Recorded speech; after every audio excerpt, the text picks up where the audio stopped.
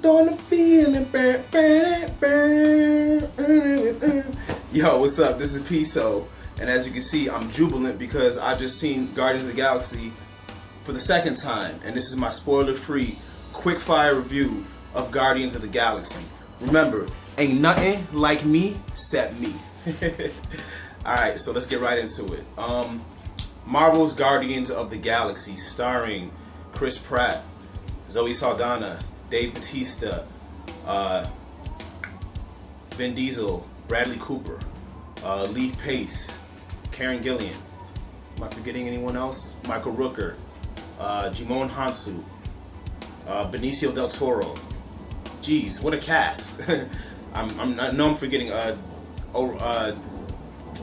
Yeah, I'm forgetting some other actors, but there's a lot of actors in this movie apparently.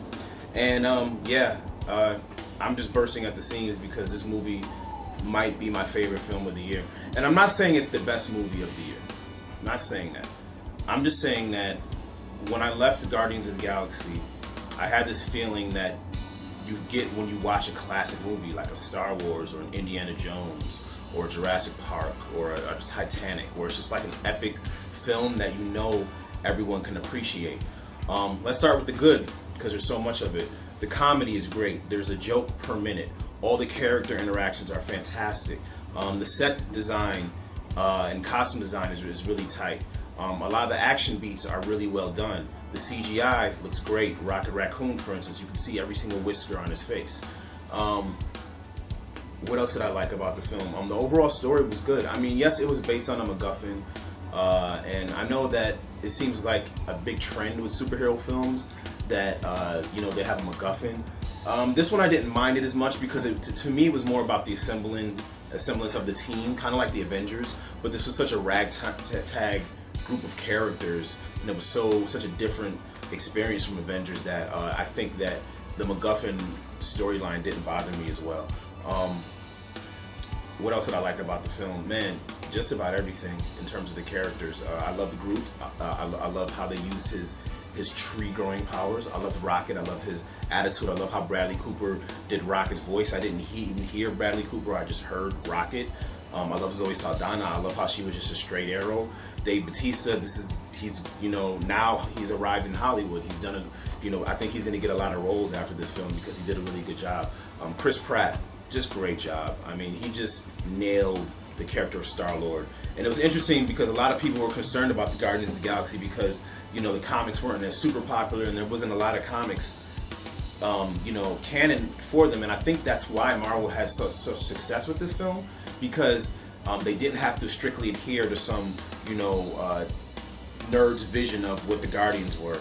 Because there was not that much canon for them, the writers could loosely interpret the Guardians and kind of create their own characters. And Chris Pratt kind of just, ingests his own personality and acting, swagger into Star-Lord, and it just works. The music is another thing I love. The soundtrack, and the thing about the music is not only is it just great songs, not only does the music go with the scenes, each song that they pair the scene with, it actually works. But because the film is based on Chris Pratt having a mixtape that he was given at a young age, it actually plays into the theme of the film.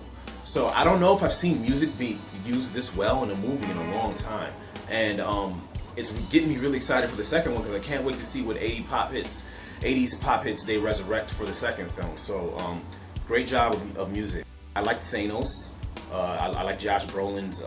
He only gets 1 or 2 scenes, but I like how they're using Thanos. I like the introduction of the Infinity Stones, so we finally know what's going on in this Marvel Cinematic Universe. We now know that the Aether from Thor: The Dark World is the Reality Stone, and the Tesseract from the Avengers film is the Space Stone, I believe, and the Loki's staff from Avengers is now the Mind Stone.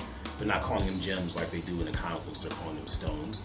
And in this film, we're introduced to the orb, which is the, I don't know, can't be the soul gem. I don't know. Power gem, maybe? Yeah, that sounds right. the gem mythology is a little bit misty at this point, but I'm sure Marvel is going to iron it all out when we get some future films. Ultimately, this is just a great, fun space ride. This film. One of the reasons why I think it's my favorite of the year is because it has something for everybody, whether you're young, old, male, female, if you're a comic book nerd, or if you're just a casual film, person. It has something for you, and it's just a great film. All right, so what can I get to? Things that are bad. The villain was a little thin. A lot of people complain about it. It didn't bother me as much as it did in Thor. Thor 2, Malekith was just a completely thin, just see-through villain. But I felt that it was okay in Thor 2 because it allowed for Loki to kind of like take center stage. For Guardians, I thought Ronan need just at least one more scene where you kind of explain his motivation. Maybe he could have had a conversation with Nebula, or there might have been a flashback where we could have seen why Ronan hated the Xandarians so much.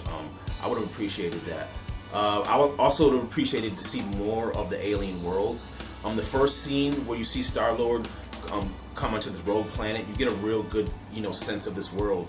But then when you get to Nova Prime and Xandar, honestly, the entire film takes place in like 2 places in that entire planet.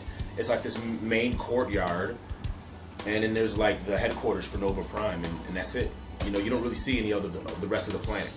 And I think that in future Guardians movies, they're gonna have to work on expanding the environments of the films. But I can talk about that for days, but it really gets down to being nitpicky. Honestly, this film really works on all levels, and I'm really excited for a sequel. And make mine Marvel. I can't wait to see the Guardians, tussle around with the Avengers. I mean, I would love to see Rocket, have a conversation with Tony Stark, or I would love to see Hulk fight Drax, or Gamora fight Black Widow. Are you serious? We need Marvel make that happen. Gamora needs to fight Black Widow. Zoe Saldana needs to throw down with Scarlett Johansson.